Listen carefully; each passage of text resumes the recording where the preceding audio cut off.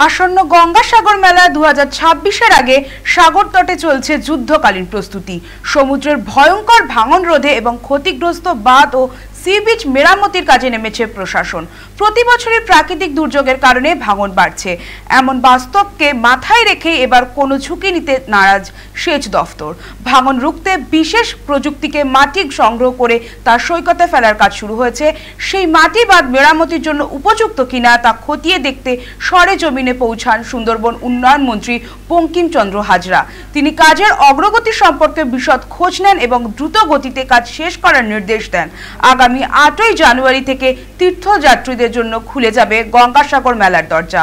লক্ষ লক্ষ পুণ্যার্থীর নিরাপত্তা নিশ্চিত করাই প্রশাসনের প্রধান লক্ষ্য। ইতিমধ্যে নিরাপত্তা, পানীয় জল, স্বাস্থ্য পরিষেবা, শৌচাগার ও আবাসন সব ক্ষেত্রেই চলছে চূড়ান্ত পর্যায়ে প্রস্তুতি। প্রাকৃতিক বিপর্যয়ের জেরে ভেঙে যাওয়া বাঁধ মেরামত এখন প্রশাসনের কাছে সবচেয়ে বড় চ্যালেঞ্জের। মন্ত্রী ও জেলা প্রশাসনের কর্মকর্তারা নিয়মিতভাবে কাজের তদারকিও করে চলেছেন।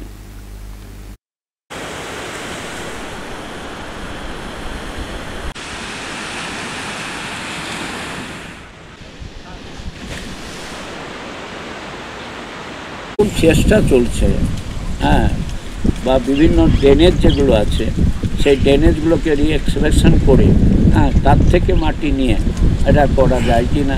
কারণ সাগরের যেটুকু মাটি মানুষজনেরা দেওয়ার কথা পুকুর কেটে তারা দিয়ে থাকে, সেটা এবছর হয়তো একটু কম হবে। সেই জন্য বিভিন্ন চ্যানেল বা বিভিন্নভাবে বড় বড় যে ড্রেন আছে গ্রামের ভিতরে গঙ্গাসাগর এবং ধবলাটের, সেই সব ড্রেন থেকে মাটি সংগ্রহ করার চেষ্টা হচ্ছে এবং জামাগুড়িতে ড্রেজিং করার পরে যে মাটিটা থাকবে সেখান থেকেও মাটি আসতে পারে এবং আমাদের যেটা গঙ্গাসাগর সেতু, মুড়িগঙ্গা নদীতে যে সেতু হচ্ছে সেই জায়গা থেকে যে ব্রিজগুলো হয় সেখান থেকে যে মাটি ড্রেজিং করে যে মাটিটা তোলা হয় সেখান থেকেও মাটি এখানে আসার জন্য একটা ব্যবস্থা হয়েছে।